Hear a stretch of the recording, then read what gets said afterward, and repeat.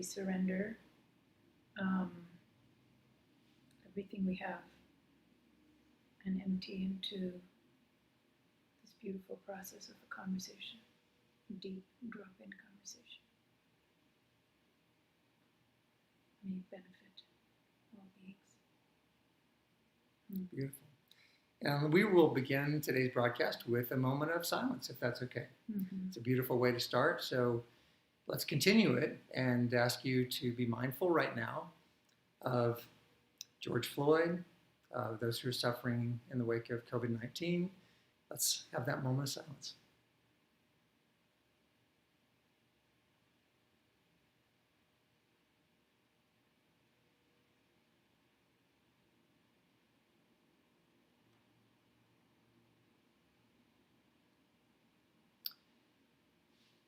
It's so hard to get quiet for just a few seconds, isn't it? I talk to people all the time, and I've grown to really require my clients to spend some time meditating. Mm-hmm. And I used to say, meditation's a good idea. I think you can really derive some benefit from it. And now that I've learned a lot more about neuroscience, neuroplasticity, I have the mindset that if meditating, you're not activating a very important part of your brain. And to get quiet, even though, because it's so incredibly hard for us to do in our culture, it's kind of a sign how missing that chunk is in our culture. We really are beings that are made to celebrate that quietness. And if it's really, really hard for you, like I said, it's kind of an indication you should probably do it. So my name is Dutch Thompson. My company is MP3, for Move Past Pain to Performance. And as you know, if you've been with me for some period of time, I've been doing a series of interviews called Game Changers. And in these interviews, I've been meeting with some wonderful people who I believe are game changers for various reasons. And you can watch all of my videos and hopefully they'll change the game for you and maybe give you hope where you had hopelessness before, maybe give you a way to live without pain when you had pain before. And so that's the rationale for all of these. Many of us are under an oppression right now of uncertainty, of hopelessness. Certainly in the wake of George Floyd, there's so many issues around that we feel bad about. And we don't know how to get on top of it. We don't know how to change it. So we'll talk about that some today. But I'm honored to have with me today Dr. Rohini Kanniganti. And I was so fortunate to meet her as I was hiking recently. We were just out on a hike and we happened to cross paths in Boulder about 5 weeks ago. And we started chatting. And I've never hit it off quite so well with anybody as I was just on a hike. And we just started to talk more and more. And as it turned out, we have a lot of very similar interests. And so you became someone I had to have on our program. Dr. Kanniganti is a board certified physician. She specializes in hospice and palliative care. And so we're going to start our program today. If you want to learn more about what I do and neuroplasticity and what that means for you and how powerful it is, go to my website, review it, look at anything you want. I've got lots of videos there that you can enjoy. But for right now, Dr. Kanniganti, which since we've become friends, I think you said it's okay for me to call you Rohini. Please. And that's such a beautiful name. So we'll start with just if you would tell us, how are you coping with the stuff that's going on this year? It's an iterative learning process. Thank you for asking. And who I am in this moment is very different from where I was 2 weeks ago, 2 weeks before that, and so on and so forth.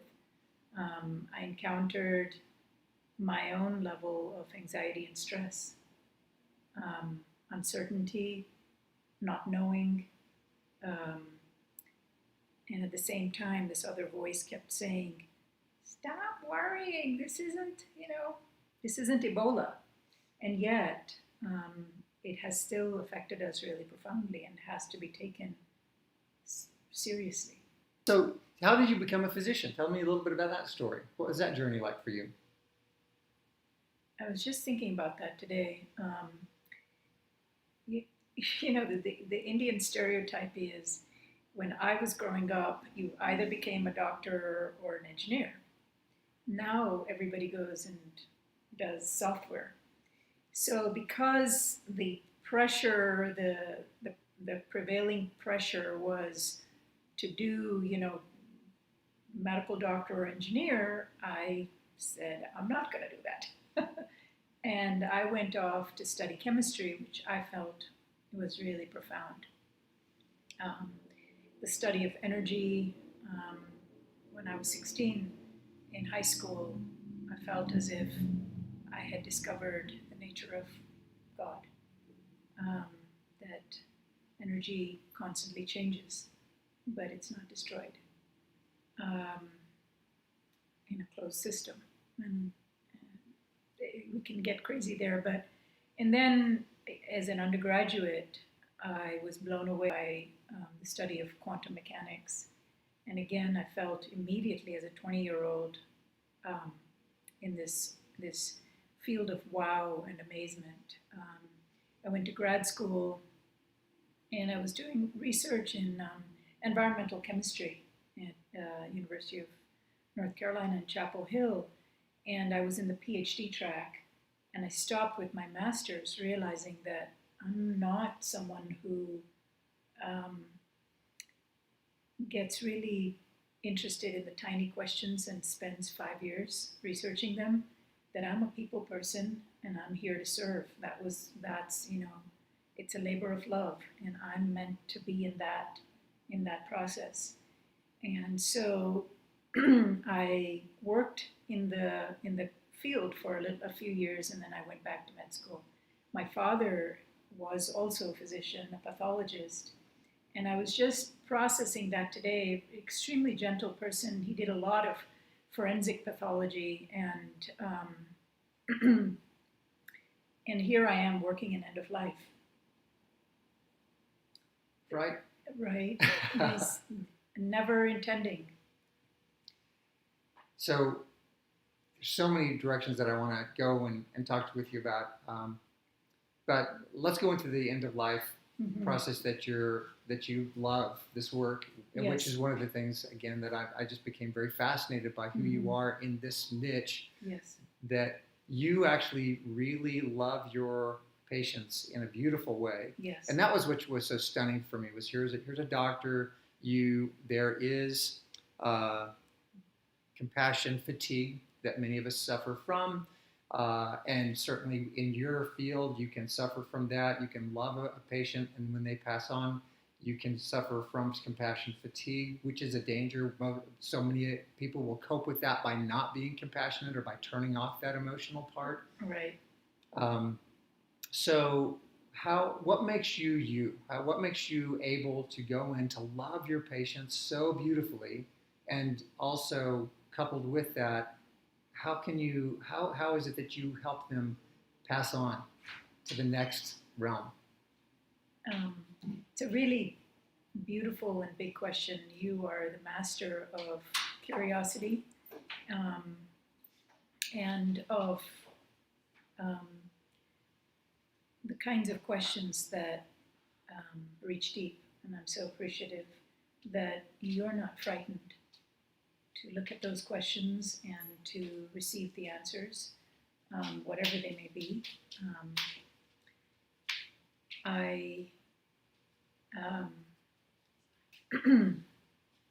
I'm currently distracted by a puppy walking into the room. Who wouldn't be distracted by a puppy? Share the puppy? Share the puppy. Sorry, I got live Please in her share hair. the puppy. This is here. I'll come in the middle. Sorry. This is Bonnie. Hi, Bonnie. Hi, Bonnie. This is Karen. Hi. This is Bonnie. Hi. Sorry. She's 10 weeks old tomorrow. Sorry. Well, it's no Yeah, we'll surprise. We're talking about end of life, right? Yeah. And there is something about. I remember when I was in med school, and I was on a nephrology rotation, and our patient passed away, and just at that moment, the Brahms lullaby played, announcing the birth of a baby, and I was so struck at that moment with the continuity of birth and death. And that it's all a continuous process, and when do you start aging? The moment you're born, right? Yeah. I So your question was, there were so many things in that question.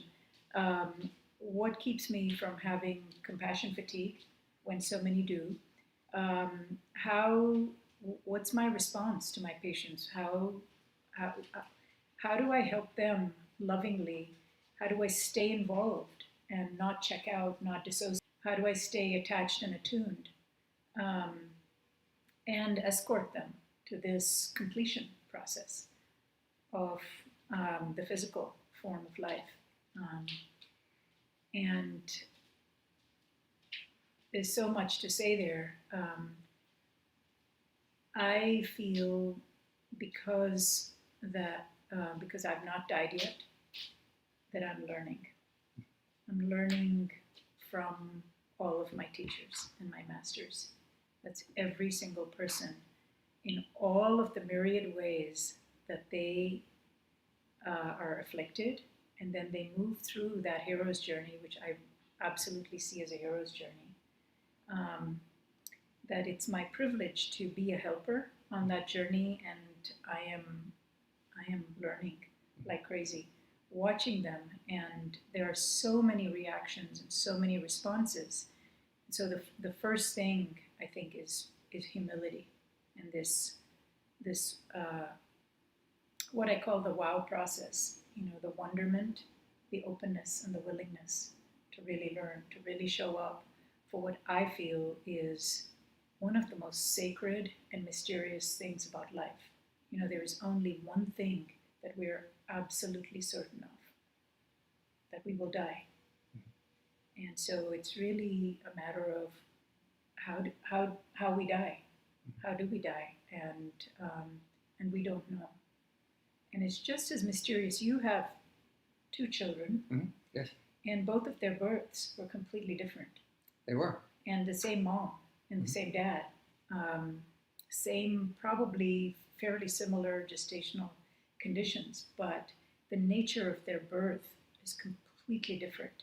Their stories are different. Who they are is different. And so it is, I find, with our passing. It's so impossible to know in this process how at the end we sail away. And I am amazed by it. I'm so wowed. I'm so honored to participate in that process. And I feel like the best thing I can do is give back a little. Wow. And so I love on my patients. And you were talking about that silence, that stillness, the meditation. And I want to add to that meditation doesn't necessarily need to be a silent sitting process. That doesn't work for some people. There's something I might have sent you recently. Father Richard Rohr said, how you do anything, including, my touching the table or receiving your loving kindness, that's a blessing to the world. How you do anything is everything. So it feels like even my conversations with my patients are meditations. The way I enter the room, wanting just briefly for a moment, feeling what's the gift I want to offer to the world today, to this patient today. And I often come into interactions with my patients. And by the way, if I'm just talking too much, just stop me, because this is so beautiful. It's so beautiful. When I go in to see my patients, I often don't have a lot of preconceived notions, which is different, because as a physician, as a medical doctor, you walk in with an agenda to any patient visit. You know the condition, you know the symptoms, you know the series of medications, and how to fix things. And which is all really honorable, which is, and with that, I take that for granted, that I have a huge toolbox full of great stuff to offer to people. To my friend Karin Dremel, who's a trauma therapist, says, that the path to healing is offering people not crumbs, but large chunks, and what I call large warm chunks, and help and support. So I come in armed, and then I release it. And so what I then walk in with is my presence. Eckhart Tolle would differentiate being in the now as being a passive presence, which is just sort of that yin, that receiving presence. And often when I teach medical students and doctors, I say, don't lean into the patient, lean back. Put your eyes at half mast so that your heart's receiving the information. And every part of you, it's not the cognition, it's not the pure visual consciousness, right? That's then stimulating the left brain and But I go in with a combination of the passive awareness of receiving from them, of really listening as much as I can, but also an alert attention, and these things, they dance back and forth depending on what's going on. There are times that I need to be extremely alert to bring somebody back into the gaze, to bring somebody back into reassurance or a place of comfort, a place of loving and knowing their own infinite worth. And there is so much that I accomplish also simply by listening to patients and families, because they're not used to that. They're overwhelmed. And one of the best offerings in the place of overwhelm is to be a person with positional power and to give them all the importance. Give them space. Give them space and importance. And I offer verbal, constant validation and reassurance that they're doing all the right things. That if they get 10% of this right, they get an A+. Wow, beautiful. Yeah, and I constantly remind people to gaze at each other, in each other's eyes. It's the first thing that we encounter is the mother's gaze, the loving gaze, if we're lucky, right? Some mothers aren't able to offer that. But this sense that all the love they need is right there. They're in a very shocky place often.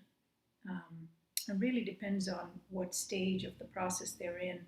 If they're coming out of, well, you've just been diagnosed with metastatic cancer, and there's nothing more in the medical system, which is very war-based, right?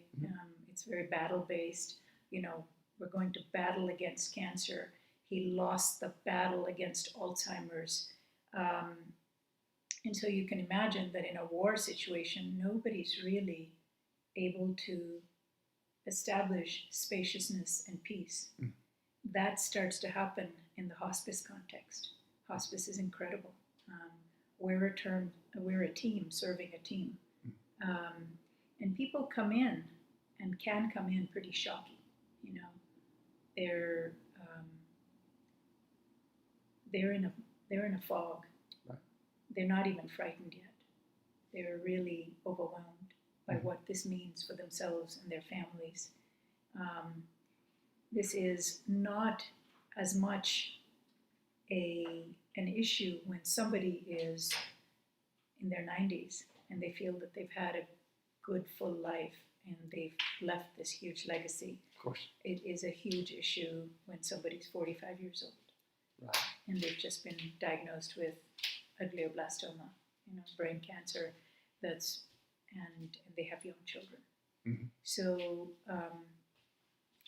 in terms of, you were referring to compassion fatigue, I think that most of us in hospice are really able to embrace very easily this process of a wise person who's completing, as I was with my father.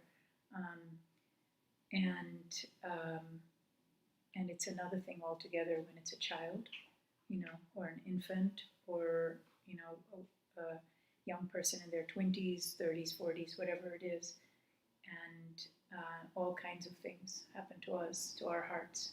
And the best thing I can possibly do there is actually let my heart break and cry and reach out to others who I love and trust and not hold it back, because it's when we, and it's the same thing, we go through our grief and our patients and their families all go through their own grief.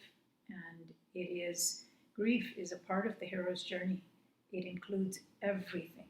It includes every conceivable feeling you can imagine, from sweet sadness all the way to hostility, rage, and hatred. And we have to allow all of that. And when that flows, that's the flow of life. And it's hard to have a burnout when you're just letting the universe flow through you. Because you don't just see the grief. Yeah, I see the glory of transformation, Dutch. I see the glory of transformation. Beautiful. Yeah. Amazing. Now, I know that you have experience in Ayurvedic medicine. Yeah. And that you say that you are able to bring out the best of East and West in medicine. So could you speak to that? What is Ayurvedic? How does that help you? Yeah. First, I want to say that I'm not an Ayurvedic doctor. I'm a traditional sort of Western biomedical geek. But after my med school at Chapel Hill, I went off to India and studied Ayurvedic medicine in a traditional way intensely for several weeks with several generations of Ayurvedic doctors. It was awesome. Really awesome. And it was, every day, all day, starting at 5 in the morning and living those principles. Yeah. So, if you don't mind me interrupting for just a second, we started to have this interview a couple weeks ago, and Wynn just completely annihilated our talk. And then in the intervening time, I was able to talk to Dr. Jill Bolte-Taylor. Yes. And I just wanted to insert that here because I think it's very timely that I was able to speak to her to enlighten this conversation. Yes. Because she talks about how she had a stroke in her left hemisphere, which kind of prevented all the sciencey doctoring that she was capable of. Her ability to assess and measure and critique and also be self-critical and self-examining all evaporated with her left hemisphere hemorrhage. And so the right hemisphere picked up. And in the right hemisphere, there's immeasurable qualities that we are not trained in typically, especially in Western culture, of hope, of enlightenment, of limitlessness and spirituality. So I thought this was an important moment to say there's a piece that often we're missing by the training that we receive. Yes. And that's why I think this is so important. It is so important. And so what the Ayurveda did is it went crossways. There's so many ways in which it can integrate into traditional science. But because of its focus and the history, the story of Ayurveda is that it arose from insight, from meditation. And then people started to experiment and look at human bodies after death, as well as people's lives when they were alive,